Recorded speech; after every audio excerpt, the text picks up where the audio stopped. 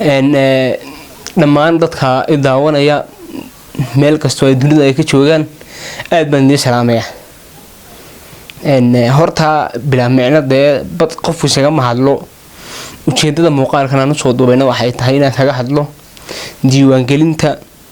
codbixiyaasha gobolka wadal ka socota run ahaantii aniga shakhsi ahaantayda wariye nuux kadii ahaan waxay soo gaarayso war sheegaya in ka badan 200 oo kun oo qof ay diiwaan geliyeen gobolka wadal arintani waxay u muuqataa mid aad loola yaabo iyada oo ay dadka diiwaan geliyay gobolka wadal ay tahay tiradii ugu badnayd lamana filayn iyadoo ay wali abaar ay ka jiraan gobolka wadal marka waxaan leeyahay gobolka wadal dad fara badan ay diiwaan geliyeen tan waxay muujinaysaa in reer awdal ay ka go'an tahay in ay la tartamaan gobolada kale ee Soomaaliland oo iyagu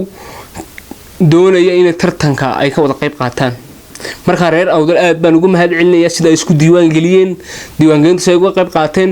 abaarahana way jiraan waana tiro aad loogu farxo marka tani waxa weeye tusaale fiican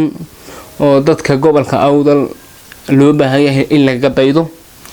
waana u mahad celinayaa dhammaan cid kasta oo ka qayb qaadatay diiwaangelinta tiyada kale waxaan ku darayaa arintan qoliyahan ka socota baarlamaanka inay yihiin kuwa u yimiday arrimo gaar ah oo la xiriira saami qaybsiga xildhibaanada gobolka wakiilada kulli isweydii inay tahay arin ay fari ku gudan tahay isla markaana fiiro gaar ah loo yeesho waxaan ugu baaqayaa shacabka gobolka wadal inay isdiiwaan geliyaan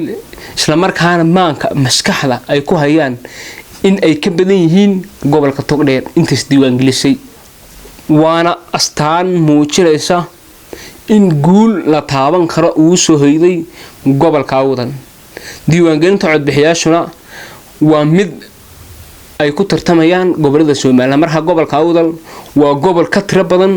gobolkaasi Togdheer waana ifafaalaha aniga laftirkaygu iba soo gaaraya marka waxaan idin rajeynayaa shacabka reer awdal